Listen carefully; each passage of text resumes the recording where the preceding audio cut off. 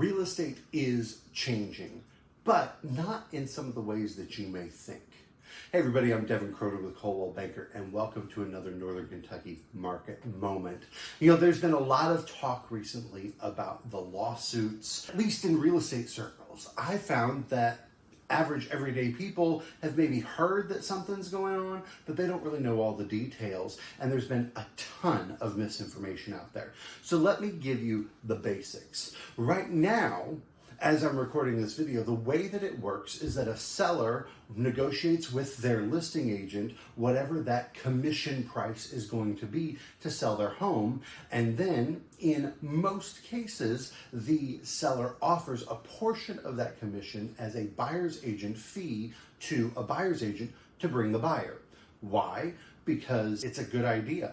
Honestly, the buyer's agents are generally the ones that have the connections with the buyers. They're the ones who are working with the lenders. Now, listing agents often have buyers as well, although some are exclusive, but most of them don't have ready and willing and able buyers in that specific price point, or they would have brought that person in off market before listing. So a listing agent's job is to do all the marketing, present your house in the best light possible, try and sell it and get you top dollar. That's what we do. And I enjoy doing that for my sellers. It's a lot of fun, and I enjoy seeing them make a lot of money off of what generally is the biggest investment most people have. However, we also work with agents from other companies, within our own company, from other areas sometimes, even around the nation, to try and help find our clients the best deal. It's what's called a fiduciary duty. It means that when I'm a listing agent and I have signed that listing and said, I'm going to represent your house, I'm going to try and sell your house, my job is to do the best job possible to help you sell so that you make the most money, so that you get the best deal. My job is not to work with a buyer to help them get the best deal. That's what a buyer's agent does. Now, when I'm a listing agent, can I work with buyers? In many states, I can. Some states, you're not allowed to be a dual agent, but in Kentucky, you are. And I've done that. However, I don't particularly like doing that myself when I have the listing, because I go into a situation where if I'm working with the buyer and I'm working with the seller, it puts me in what's called a dual agency scenario. And dual agency can be very easy, but it can also be very tricky. The benefit of dual agency is I'm working with both sides. I know everything that's going on. I don't have to negotiate with any other agents or outside parties. I'm just taking stuff back and forth. But again, my fiduciary duty is to my seller to help them get the best deal.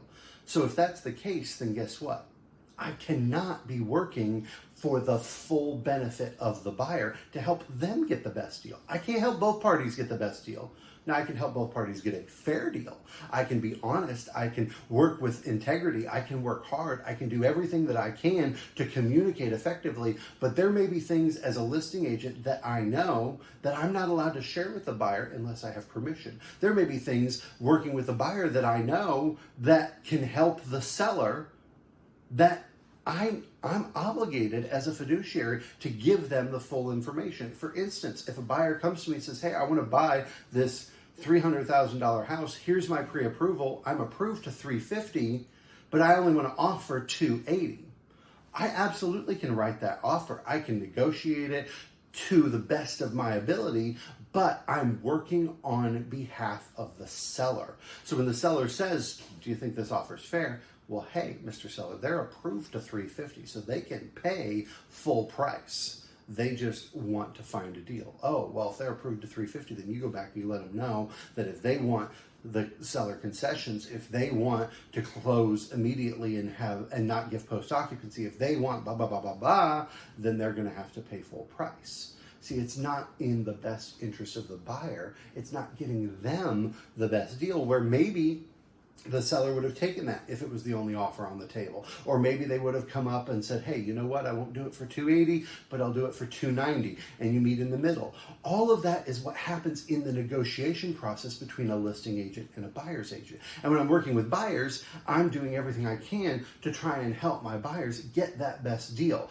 Well, we want to close quickly. Well, we want to make sure we have full inspections. Well, we want to ask for some repairs. Well, we want to get seller concessions, which means that they're helping to pay the closing costs, which is the taxes, the lender fees, the insurance costs, to keep more money in the pocket of the buyers. But when I'm working with the listing as the listing agent, then I still want to be fair to the buyer, but I have to do everything I can to try and help the seller make the most money.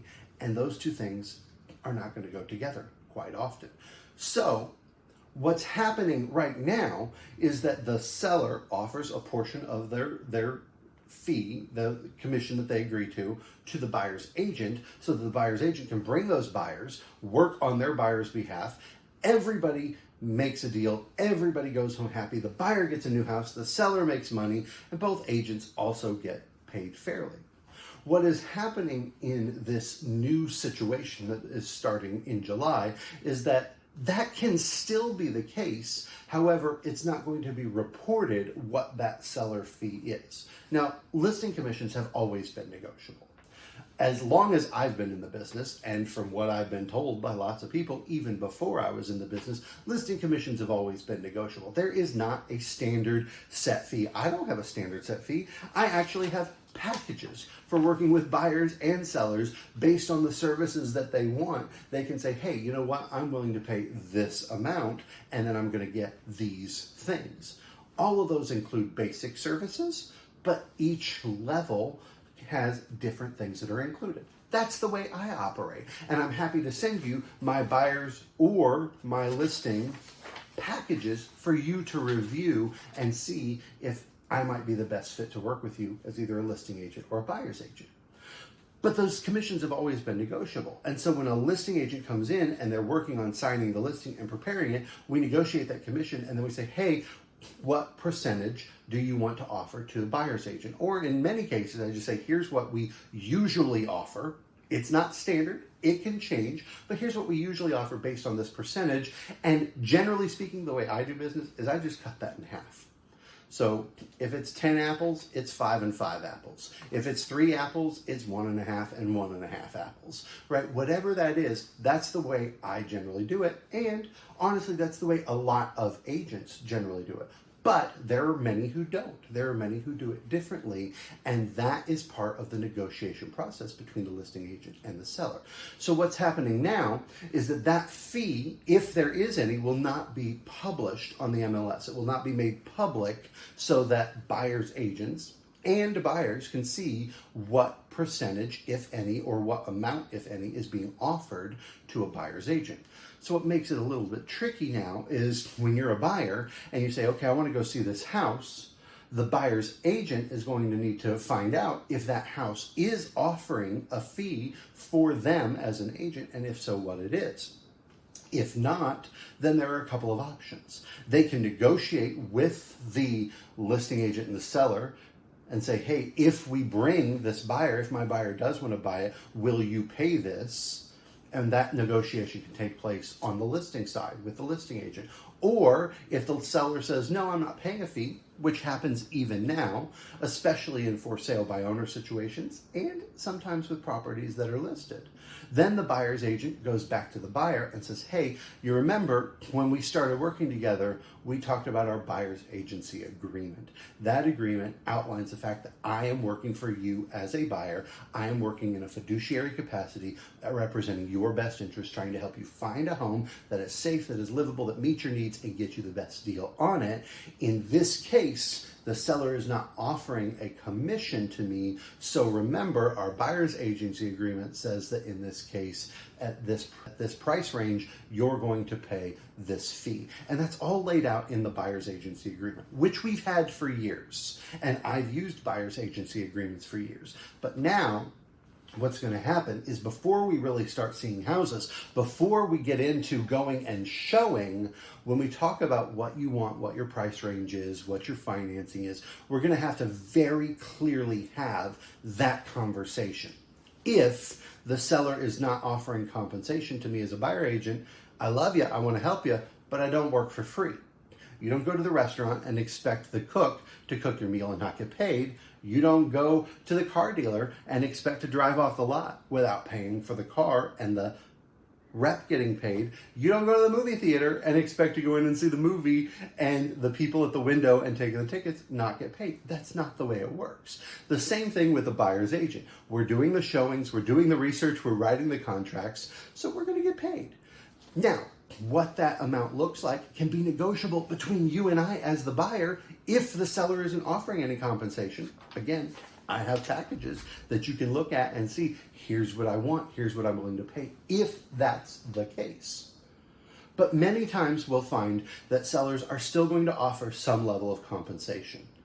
And in most cases, that compensation is going to be all that's required for the buyer's agent to help you find the right house. However, you need to be aware, if you're going to be looking for homes, that there could be cases, there are already, but it could be more prevalent just because people don't know going in, where a buyer's agent has to say, hey, remember we had this conversation.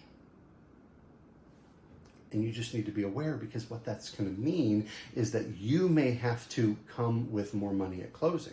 Now, I'm still going to work to get you the closing costs, get you all the contingencies that we can to help protect you. But if the seller doesn't offer that compensation, then the buyer is going to be responsible for paying it directly. Now, here's a little secret. It's not really that secret. But the buyer's already responsible for paying it the way the system works now. The seller says, I'm agreeing to this amount, and it can be split. Well, the buyer's the one who's getting the loan. The buyer's the one who's bringing the money. The buyer's the one who is ultimately paying. But what happens is they give that money to the seller, and currently the seller's saying, okay, I'm paying this fee to my agent, and this portion is going to the buyer's agent.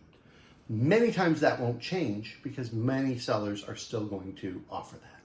But if they don't, on top of what you're paying for the house, on top of any closing costs you may need to bring, any down payment you may need to bring, depending on your loan type, there can be situations, and there are currently in many types of real estate transactions, where you may be asked to bring an additional fee for working with a buyer's agent. So make sure that you know what that looks like. Have that conversation with your agent, or again, ask me. I'm happy to go over my package and how I can help you. And if you have any questions, let me know. I'm here to help however I can.